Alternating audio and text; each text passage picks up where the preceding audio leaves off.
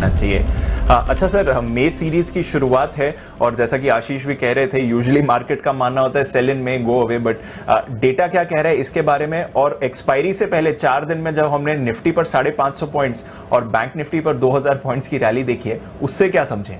जो लोग हैं ना, वो जो कहते हैं सेल इन में गो अवे, और उसमें जो बेच के चले जाते हैं ना, तो जो समझदार लोग हैं जो नहीं जाते छुट्टी पर काम करते हैं तो वो खरीद लेते हैं। कम से कम डेटा तो यही कह रहे हैं।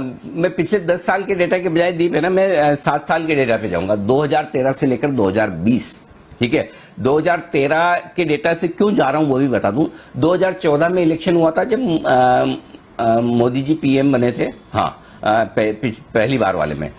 तब लगभग सितंबर के आसपास से ये घोषणा हुई थी कि एनडीए मोदी जी के नेतृत्व में चुनाव लड़ेगा।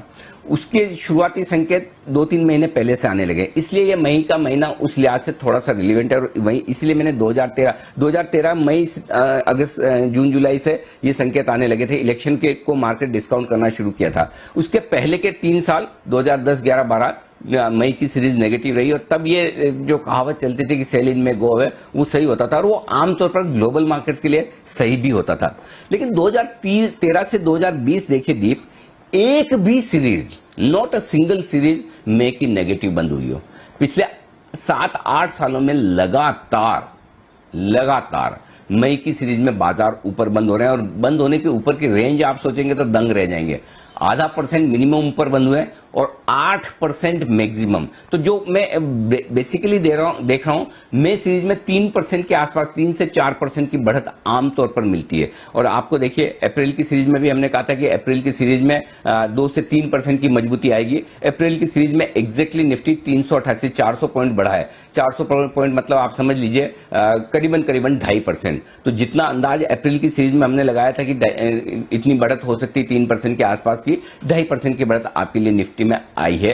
तो मई की सीरीज में पहली चीज तो इस लिहाज से आपको डरना घबराना है कि मई में बेच देना और चले जाना है। और जाएंगे तो भी जाएंगे कहां? अभी तो स्टे होम स्टे सेफ वाला मामला है, तो बेच के कहां जाएंगे? घर में ही रहना है। तो इसलिए बेहतर है बेचना नहीं है, मौका ये ढूंढना है कि और खरीदारी का चांस कब और कहां मिलेगा, पहली चीज।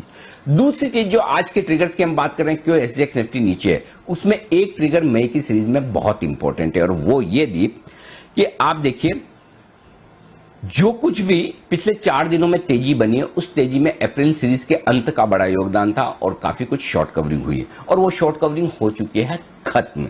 तो जाहिर सी बात है, अब शॉर्ट कवरिंग खत्म हो चुकी, तो अब आपको आज से फ्रेश खरीदारी, नए फ्लोज पर डिपेंड होना है। तो जो डेटा के दम पर डिमांड सप्लाई मैच मिसमैच जो वायदा कारोबार के आंकड़ों में और पोजीशन में होता है, वो तो आपके लिए निकल गया।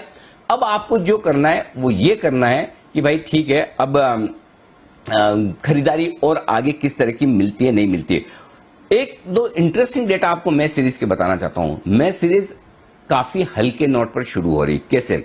निफ्टी में रोल ओवर महज 66% के हुए हैं, ठीक है, सिर्फ 66%, जबकि पिछली सीरीज में ये 82% के थे।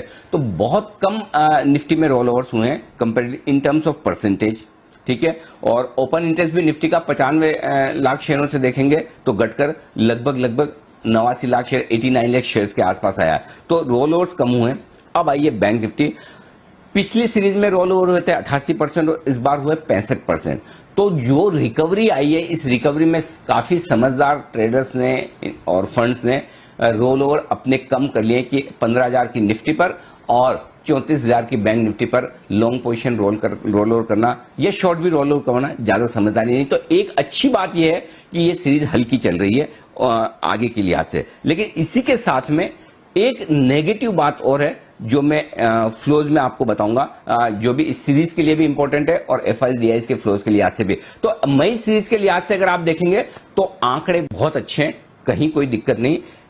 1, सीरीज हल्के नोट पर शुरू हो रही है। 2, अब तक 2013 से 2020 तक एक भी सीरीज नेगेटिव नहीं हुई। तो वायदा कारोबार के लिहाज से आप देखेंगे मई सीरीज का आउटलुक, तो आउटलुक पॉजिटिव है, कोई चिंता की बात नहीं।